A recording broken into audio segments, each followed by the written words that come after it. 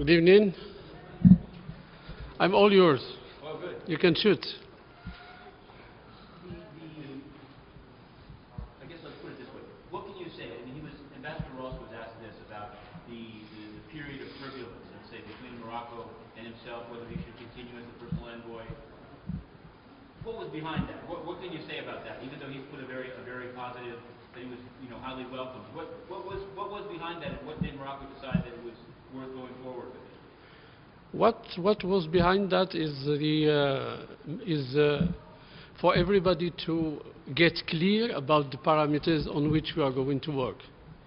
And after the telephone call between His Majesty and the Secretary General, the assurances have been given to His Majesty by the Secretary General that the mandate of the MINUSO is unchanged and the mandate of the facilitator, Mr. Ross, is the same.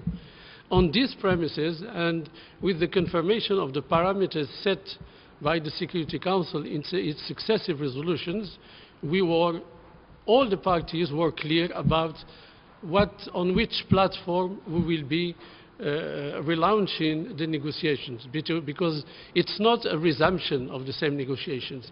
This is a new dynamic that has been initiated and triggered by His Excellency the Secretary General through his personal envoy.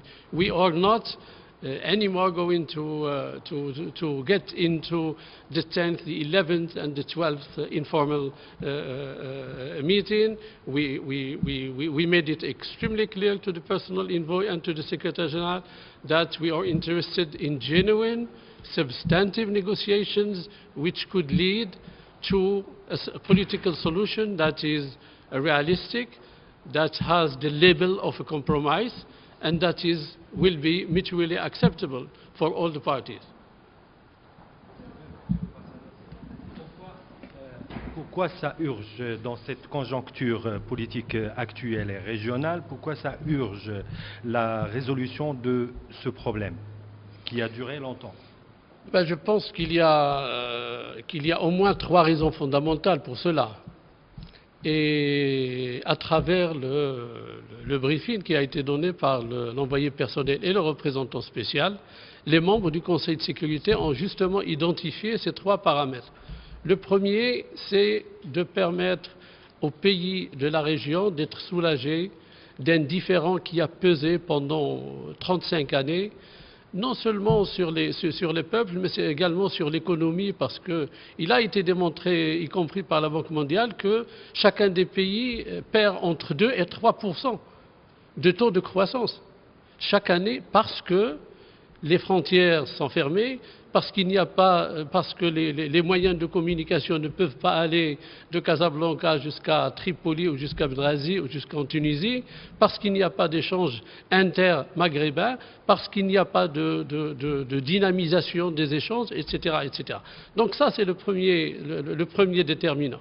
Le deuxième déterminant, c'est la concrétisation de l'aspiration légitime des 5 États du Maghreb de créer un espace de prospérité, de stabilité et de développement qui puisse profiter aux peuples marocains, algériens, tunisiens, libyens et mauritaniens.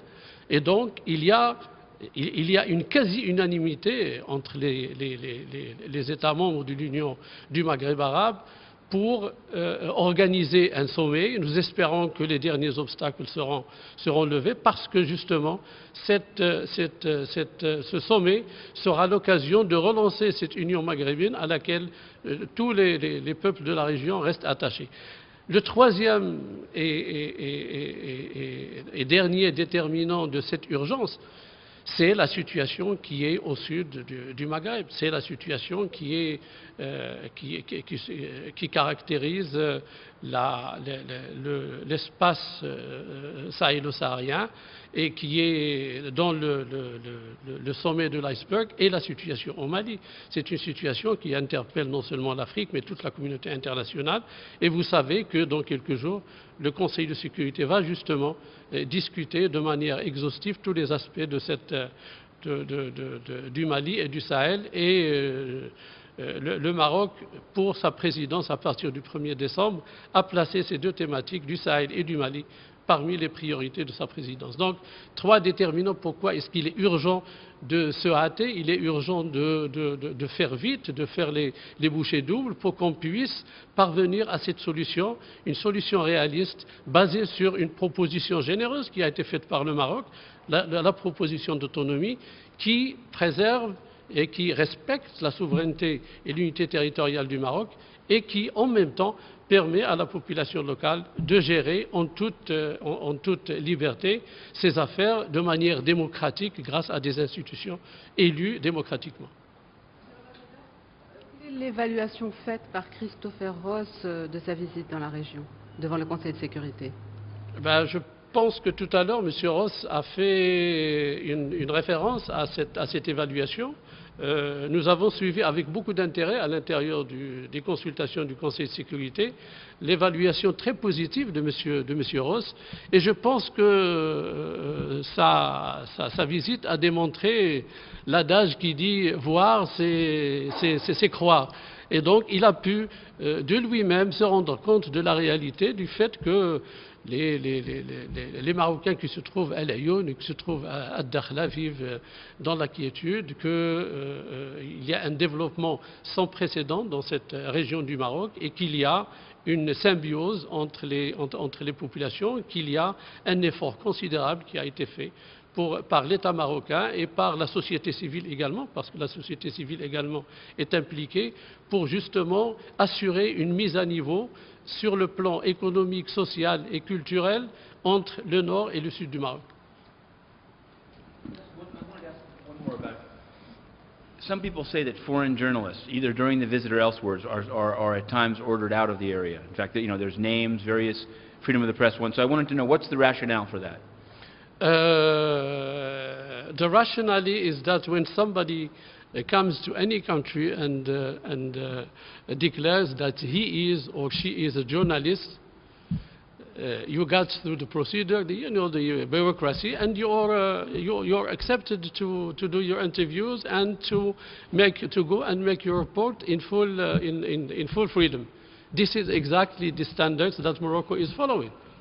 But when you have people that almost smuggle themselves in Morocco, saying that they are tourists, and after 24 hours they began indulging into activity that has nothing to do with tourism, but that has to do with political involvement, with a certain biased position. I think that the difference is established between being journalist and being a false journalist. So if they applied to you, whatever their biases are, if they applied as journalists, they could go. Whenever a journalist applies as a journalist, his or her request is considered. We have received not only journalists, we have received diplomats, we have received NGOs, Human Rights Watch was there, RFK was there.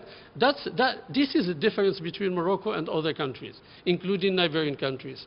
Morocco accepts criticism. Morocco accepts the challenges of democracy. Morocco accepts the dialectic of human rights, that you have to protect them, you have to promote them, but sometimes you are also you have to respond to criticism. This is exactly what we are doing.